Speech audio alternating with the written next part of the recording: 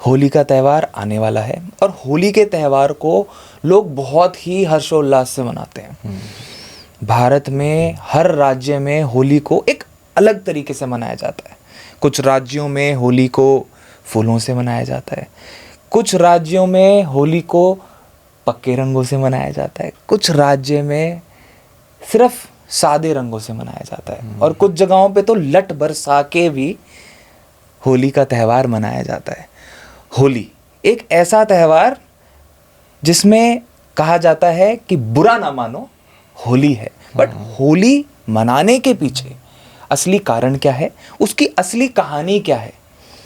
कहा जाता है कि भक्त प्रहलाद, हिरण्यकश्यप और होलिका के अराउंड ही इस पूरे त्यौहार को सेलिब्रेट किया जाता है।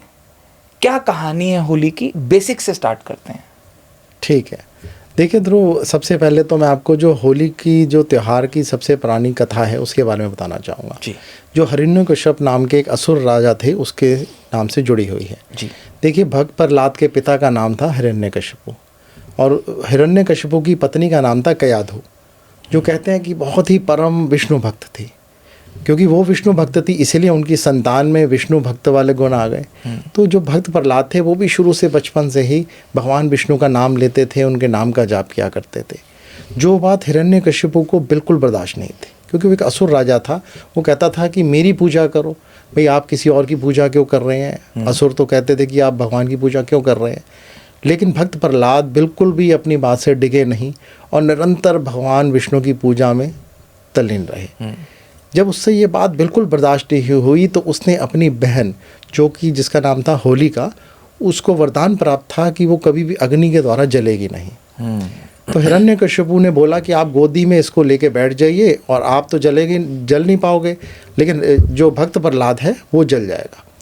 तो होलिका ने क्या किया कि भक्त प्रहलाद को अपनी गोदी में लेकर अग्नि के अंदर बैठ गई।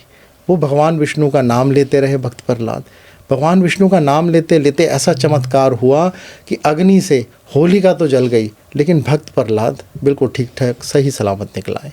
तो तभी से भगवान विष्णु के निमित्त और ये होली का त्यौहार जो है तभी से मनाया जाता है, जिसमें अगली प्रज्वलित की जाती है कि जिसमें पुराने सारे कष्ट और पुरानी नेगेटिव एनर्जीज़, और तब से ही ये परंपरा आज तक चली आ रही है।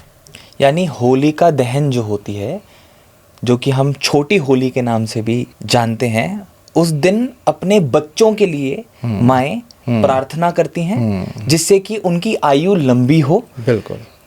कोई भी कष्ट आए जीवन में, किसी भी तरह की अग्नि हो, उसमें भगवान विष्णु की आराधना करके, उनसे प्रार्थना करके अपने बच्चे की लंबी आयु के लिए होलिका दहन किया जाता है। बिल्कुल ठीक कह रहे हैं आप कि अपने बच्चों की लंबी आयु और नेगेटिव एनर्जीज उनको किसी भी तरीके से अफेक्ट ना कर पाए, इसके लिए होलिका का जो त्यौहार है, ये होली दहन का त्यौहार उसी से रिलेट करता है और उस दिन इसको मनाया जाता है और अपने बच्चे के स्वास्थ्य और लंबी आयु के लिए कामना की जाती है। और होलिका दहन करने के अगले दिन उसी त्यौहार को हर्ष उल्लास से रंगों के साथ भी मनाया जाता है। उसके पीछे की क्या कहानी है? देखिए, इसके पीछे की कहानी है कि यही एक तो नया ये वसंत ऋतु का आरंभ हो चुका है। जैसे हर तरफ हरियाली होती है, मौसम चेंज हो रहा है, एक इसको सेलिब्रेट करने के लिए भी ये रंगों का त्यौहार है।